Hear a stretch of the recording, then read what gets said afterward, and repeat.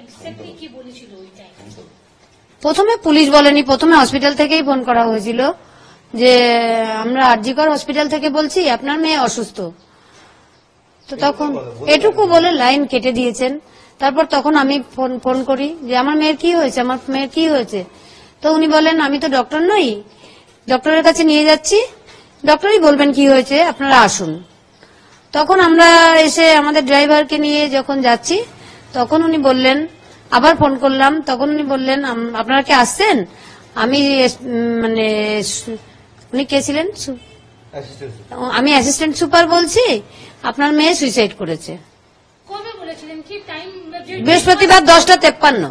না, যে first call এসেছিল কি আপনার মেয়ে অসুস্থ, ওইটা দিন কি ছিল? বৃহস্পতিবার 10:53। শুক্রবার 9 তারিখ।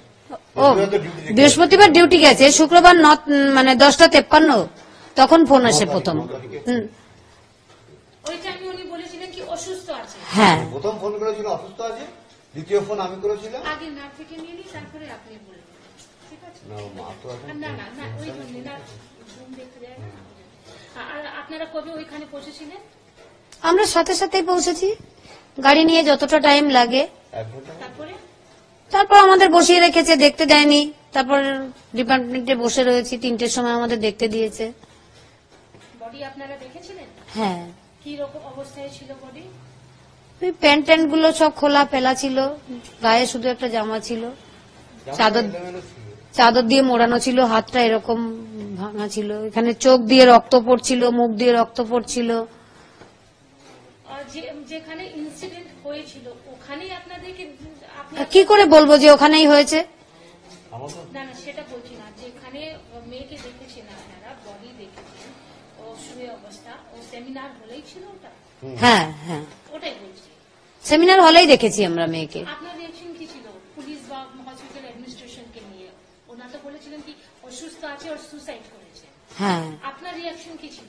না, আমি বলেছি আমার মেয়ের এই অবস্থা দেখে কেউ বলবে না সুইসাইড করেছে, মানে তাকে দেখলেই বোঝা যাচ্ছে কেউ তাকে খুন করে ফেলেছে।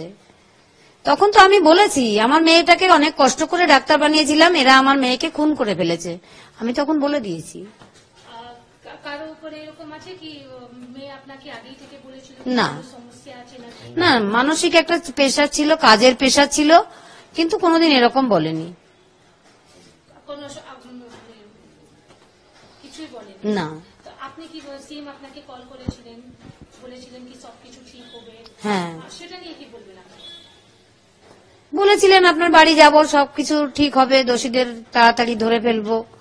কিছুই তো দেখতে পেলাম না যে এখনো পর্যন্ত কেউ ধরা পড়লো, কোনো ক্লু পেল। একজন ধরা পড়েছে? একজন ধরা পড়েছে, ওকে তো আমি মনেই করছি না, ও ভেতরের লোক না থাকলে বাইরের ও কি করে জানলো আমার মেয়ে ওখানে আছে?